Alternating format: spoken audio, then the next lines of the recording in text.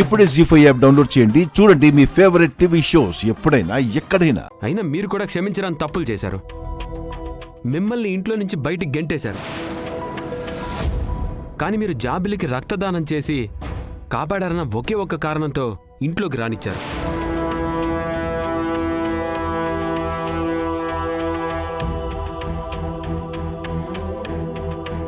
ఇప్పుడు పున్నమిని కూడా అలానే అనుకోండి. రాజమాత అంకుల్ ప్రాణాలు కాపాడినందుకు క్షమించి ఇంట్లోకి తీసుకొచ్చారు అనుకోండి, తప్పే ఉంది? పృథ్వీ, నీకేం తెలీదు, నువ్వు ఊరుకో. ఆగండి. నిజం దేవుడెరుగు, నీరు పల్లమెరుగు అంటారు పెద్దలు. ఇలాంటి తప్పుడు పనులు ఎంత గొప్పవాళ్ళు చేసినా దాచలేరు, దాగవు. అప్పటి వరకు పున్నమిని ఎవరు డిస్టర్బ్ చేయకండి. ఏ రకమైన ఒత్తిడిని పున్నమి మీద పెట్టకండి.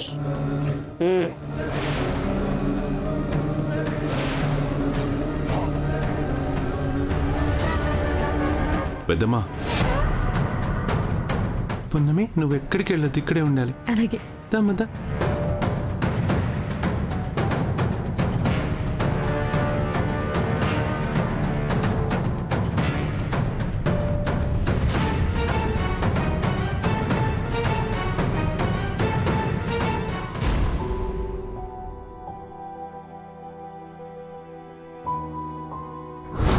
నేను ఒప్పుకున్నానమ్మా. ఈ ఇంట్లో పున్నమి ఉంటుందంటే నేనుండను.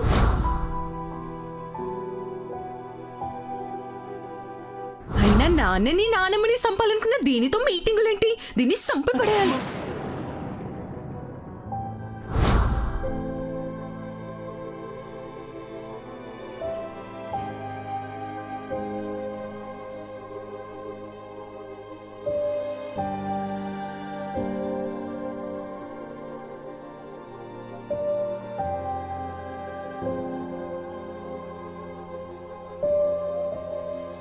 వకీల్ సాబ్, మీతో కొంచెం మాట్లాడాలి. నేను నీతో మాట్లాడాలి పున్నమి. అసలు గూడెంకి వెళ్ళిపోయి నువ్వు మళ్ళీ వెనక్కెందుకు వచ్చావు?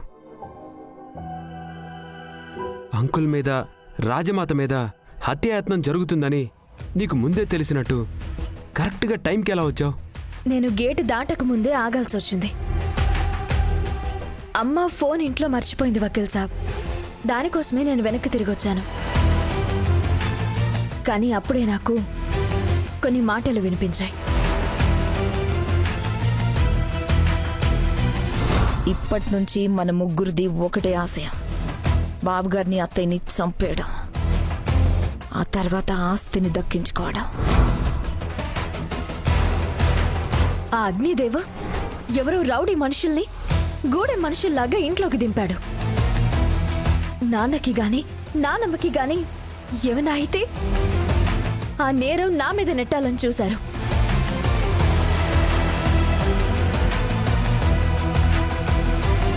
అయినా మా గూడెల్లో తేనె తీసి అమ్మేవాళ్ళున్నారు, మూలికలతో వైద్యం చేసేవాళ్ళున్నారు. కానీ ఇలా మనుషుల్ని చంపేవాళ్ళు, పాముల్ని పట్టేవాళ్ళు అసలు లేరు వకీల్ సాబ్.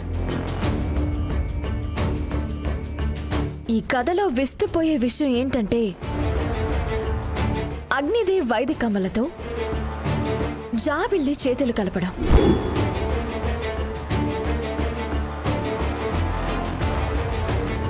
అవును పున్నమి, ఇప్పటికి కూడా నువ్వు చెప్తుంటే నాకు నమ్మబుద్ధి కావట్లేదు. కానీ కొంతకాలంగా జాబిల్లి ప్రవర్తన చూస్తుంటే నాకు ఇప్పుడిప్పుడే తన మీద అనుమానం కలుగుతుంది.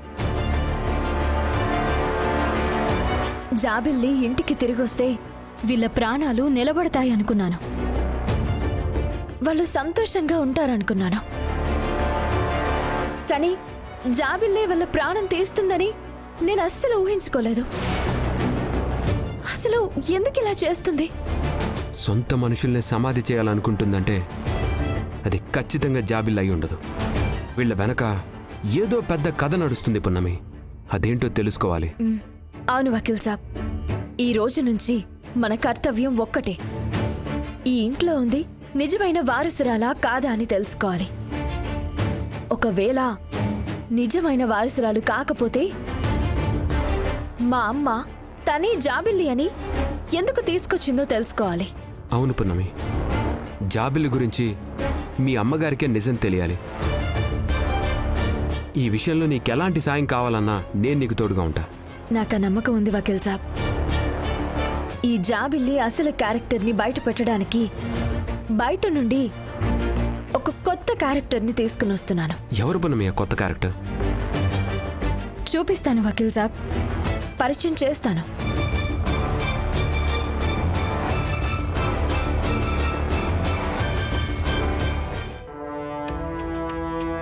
అమ్మా, మనల్ని చంపాల్సిన అవసరం ఎవరికి ఉంటుందమ్మా?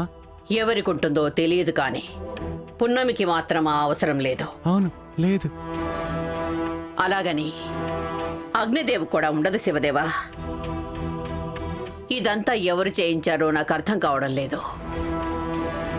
పున్నమి వచ్చింది కదా, ఇదంతా ఎవరు చేయించారో ఎందుకు చేయించారో మొత్తం బయటకు తీస్తుంది శివదేవా. అవును, పున్నమి తీస్తుంది.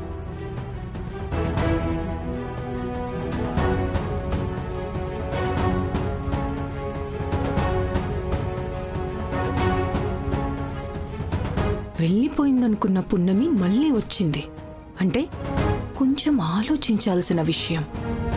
నా వల్లే వెళ్ళిపోయింది కాబట్టి ఖచ్చితంగా నన్ను ఒక ఆట ఆడుకోవడానికే వచ్చుంటుంది. నారాయణమ్మని అవమానించినందుకు నా మీద ప్రతీకారం తీర్చుకోవడానికే వచ్చుంటుంది. ఎందుకైనా మంచిది, నా జాగ్రత్తలో నేనుండాలి. వచ్చారా?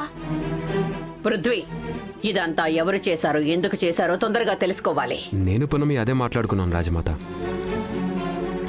నిజాలు త్వరలోనే బయటకొస్తాయి నానమ్మా. ఇంకొక విషయం చెప్పడం మర్చిపోయా.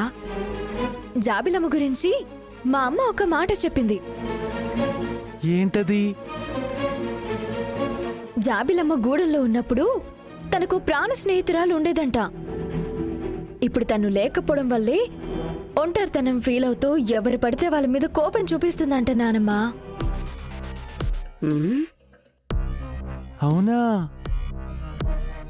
ఆ ఫ్రెండ్తో ఉన్నన్ని రోజులు జాబిలమ్మ ఇలా ఉండేదే కాదంట నానమ్మా. అవునా? అవును.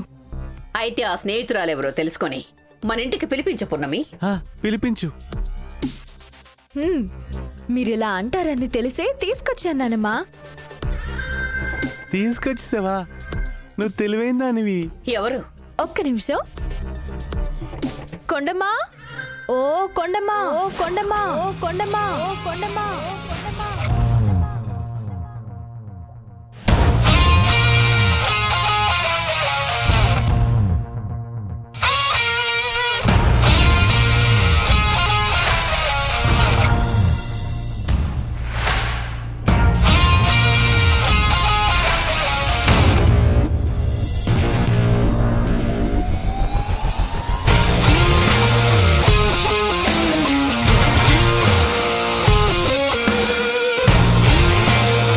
జీ5 యాప్ డౌన్లోడ్ చేసి అన్ని ఎపిసోడ్స్ పూర్తి ఉచితంగా చూడండి.